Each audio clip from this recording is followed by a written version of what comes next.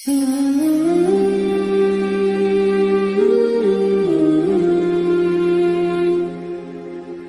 আব্দুল্লাহ জাকির রহমতুল্লাহের নাম আপনারা শুনেছেন, ইসলামী সেগুলো কুষ্টিয়ার প্রফেসর ছিলেন। স্যার একটা কথা প্রায় বলতেন, আমাদের বাঙালি ধর্মীয় আবেগ বেশি, ধর্মীয় জ্ঞান কম। সোনার অক্ষরে লেখার মতো স্যার একটা কথা, দুনিয়া থেকে আল্লাহ নিয়ে গেছেন অনেকে। স্যার বলতেন আমাদের বাংলাদেশে মানুষের মধ্যে ধর্মীয় আবেগ বেশি, ধর্মীয় জ্ঞান কম। আবেগ বেশি, জ্ঞান কম, এটাতে কি হবে জানেন? ধরেন আপনার আব্বার মাথায় কপালে একটা মাছি বসছে বা মশা বসছে, আপনার বাবার প্রতি ভালোবাসা এত বেশি যে আপনার চান্দি পুরা ৬৯,০০০ ডিগ্রিতে আপনার গরম হয়ে গেছে, আপনার মাথা রক্ত হয়ে গেছে। এই মশা বসার জায়গা পাইলেও আপনি আমারে খাতি, আমার বাপের কপালে বসছিস কেন? এই জন্য আপনি জিদ করে চিন্তা করলেন হাত দিয়ে মারলে আর কতটাই ব্যথা পাবে। ও বাইরে যায় সুন্দর করে একটা কুড়াল নিয়ে আসছে, তোর আজকে 2 টুকরা করবো বেটা। তোর সাহস কতটা, আমার বাপের কপালে পড়ছস, আমি বাপরে কত ভালোবাসি তুই জানো? এবার বিসমিল্লাহ আল্লাহু আকবার বলে মারছে কুড়াল। আবেগের কোনো অভাব আছে? এই ভদ্রলোক তার বাবার প্রতি আবেগের কোনো ঘাটতি আছে? কিসের ঘাটতি? জ্ঞানের ঘাটতি।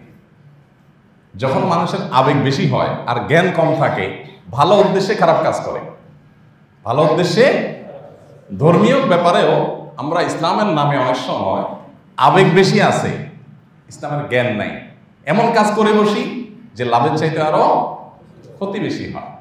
এখন মনে করেন আল্লাহর ঘরে আসছি, জুমার দিনে আসছি, হুজুরকে খুব ভালোবাসি, আল্লাহরে খুব ভালোবাসি, মসজিদে আসছি, একেবারে সামনের কাতার নামাজ পড়লে সওয়াব বেশি হয়, এই জন্য আমি সিঁড়ির জায়গাটা বন্ধ করে রাস্তায় বেরোব। আবেগ আছে, জ্ঞান নাই, সওয়াব হবে না গুনাহ হবে? গুনাহ হবে। আমি এরকম 10টা এক্সাম্পল দিতে পারবো যে আমাদের আবেগ আছে, জ্ঞান নাই, সওয়াব হয় না গুনাহ হয়।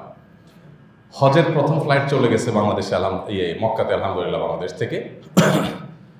তো আবেগের কথা যেহেতু আসছে, একটা ঘটনা মনে পড়লো হজের। ডক্টর আব্দুল্লাহ জাকির রহমতুল্লাহর আরেকটা গল্প। স্যার একবার হাজিদেরকে ট্রেনিং দিচ্ছিলেন, প্রশিক্ষণ দিচ্ছিলেন। তো প্রশিক্ষণ দিতে গিয়ে বলছেন যে আমরা যখন এহরামের নিয়ত করে ফেলবো, ওমরার নিয়ত করে ফেলবো, হজের নিয়ত করে ফেলবো, এহরাম বেঁধে ফেলবো, তখন কিন্তু আর মাথা ঢাকা যাবে না। একদম সমস্ত কার্যক্রম শেষ করে হালাল হওয়ার আগ পর্যন্ত, এহরামের খোলা মানে মাথা চুল চাষার আগ পর্যন্ত আমরা আর এগুলো মাথা ঢাকতে পারবো না, মাথা খোলা রাখতে পারবো। তো একজন মুরব্বী চাচা উনি দাঁড়ায় উঠে বলতেছেন যে বাবাজি টুপি পরতে পারবো না? তো বলে না চাচা, টুপি পরা যাবে না। বলে যে একটা কথা বললেন আপনি, আপনাকে কি পড়াইছে কোরআন হাদিস? উনি ইসলাম বিশ্ববিদ্যালয় কুষ্টিয়ার আল হাদিসের প্রফেসর, ওনাকে বলতেছে আপনার ইসলাম কে শিখেছে? গ্রামের চাচা আর কি, জানে না এই লোক প্রফেসর ইউনিভার্সিটি। তো বলে যে আপনাকে ইসলাম কে শিখেছে বাবা? টুপি ছাড়া কেমনে হজ হয়? নামাজি হয় না, আপনার হজ কেমনে হয়? জীবনে টুপি ছাড়া একক তো নামাজ পড়ি নাই, টুপি ছাড়া কখনো থাকি নাই, আর এত টাকা খরচ করতে হজ করতে যাব, আর আপনি বলছেন টুপি ছাড়া থাকতে হবে? কে বলছে আপনার সমস্ত? আমি টুপি মাথায় দেবো? পরে স্যার বলতেছেন যে বাবাজি আপনি টুপি যদি মাথায় দেন ইচ্ছাকৃত, তাহলে কিন্তু দম দিতে হবে। দম, দম বুঝেন তো? আমরা তো দম বুঝি। ক্ষতিপূরণ, জরিমানা দিতে হবে, একটা ছাগল জবাই করতে হবে, 600-700 রিয়াল লাগবে।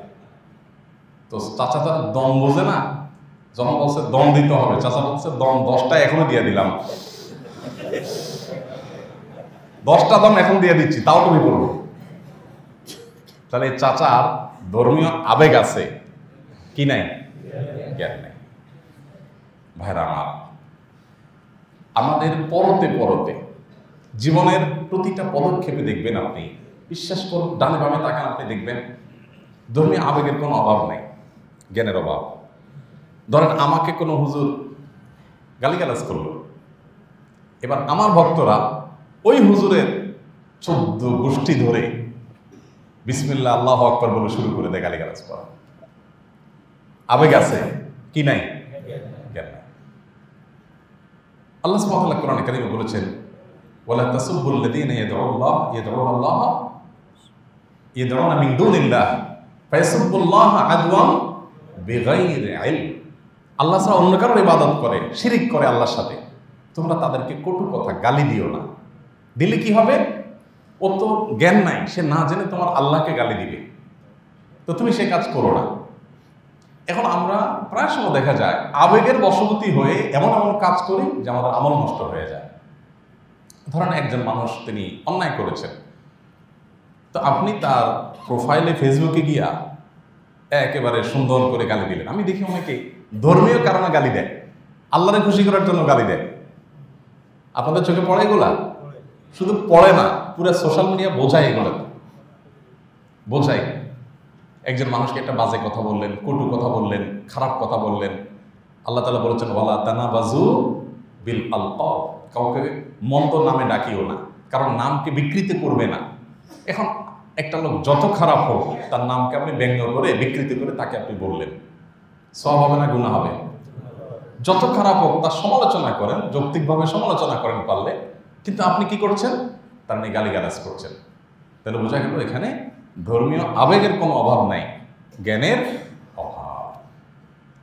তো ডক্টর আব্দুল্লাহ জাহির রহমতুল্লাহ আলাই এই সমাজের মানুষের রোগ ধরতে পারতেন, আল্লাহর বান্দা সমাজের মানুষের রোগ ধরতে পারতেন। এই জন্য এক শব্দে আমাদের এই বাংলাদেশে মানুষের ধর্মীয় রোগ স্যার নির্ণয় করে দিয়েছেন যে আমাদের সমস্যা হলো ধর্মীয় জ্ঞান নাই, আবেগটা অনেক বেশি। এই সস্তা আবেগ দিয়ে আল্লাহর কাছে জান্নাত পাওয়া যাবে না। আমাদেরকে জ্ঞান এবং আবেগ দুইটার মধ্যে সমন্বয় সাধন করতে হবে। আল্লাহ তাআলা আমাদেরকে আমল করার তৌফিক দান করুন।